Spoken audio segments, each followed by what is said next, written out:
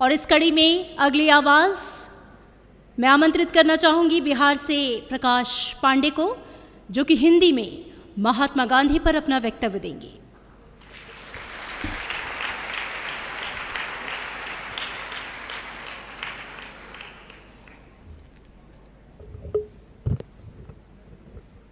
वो सत्य अहिंसा के वाहक हवा नहीं वो आंधी थे, जिसके आगे जग नतमस्तक कोई और नहीं वो गांधी थे।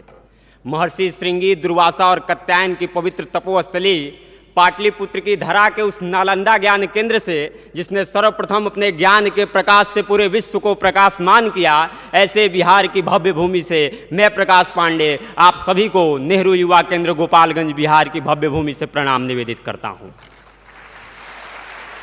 संपूर्ण भारतीय जनमानस को अपने हृदय में धारण करने वाले राष्ट्र संत महात्मा गांधी एवं भारतीय राजनीतिक पटल के सबसे सादगीपूर्ण जीवन जीकर राष्ट्र उपासना करने वाले राजनीतिक ऋषि लाल बहादुर शास्त्री जी के चरणों में कोटिश वंदन निवेदित करता हूं।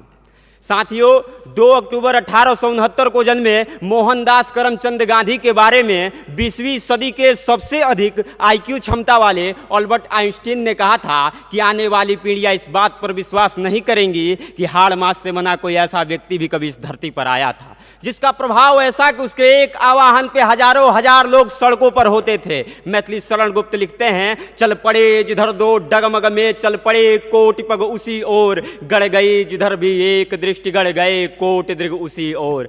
इसीलिए गांधी के अलावा कोई दूसरा गांधी नहीं हो सकता है। एको त्वम द्वितीय नास्ति, ना भूतो ना भविष्यति। और बात जब हम गांधीवाद की करते हैं तो गांधी जी का स्वयं का वक्तव्य उल्लेखनीय हो जाता है कि गांधीवाद जैसा कोई वाद है ही नहीं। परंतु पी सीतारमैया और नेहरू जी के साथ मैं भी इस बात का समर्थक हूं कि गांधीवाद सदैव सत्य की खोज में लगे रहना, स्वयं के अधिकारों का उपभोग करते हुए दूसरों के अधिकारों को संरक्षण देना है।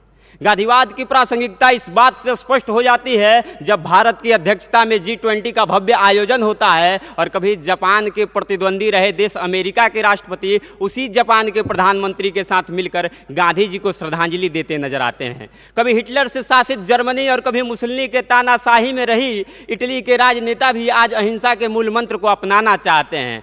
गांधीवाद एक धार्मिक विचारधारा भी है जो सदैव वसुधैव कुटुंबकम में विश्वास रखती है, तो महाभारत से उद्यत अहिंसा परमो धर्म को चरितार्थ करती है।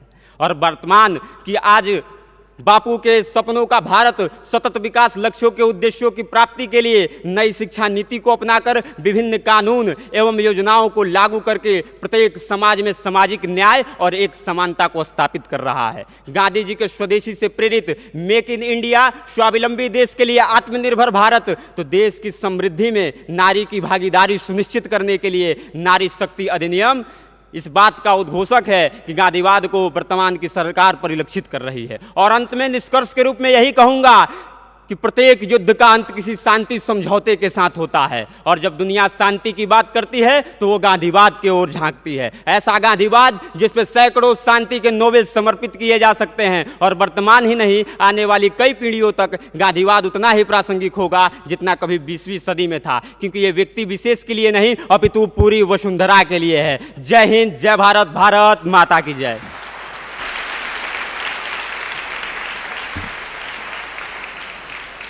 डिपार्टमेंट ऑफ यूथ अफेयर्स से प्रकाश पांडे ने अपने ओजपूर्ण भाषण से सभी को मंत्रमुग्ध किया। बहुत बहुत शुक्रिया आपका।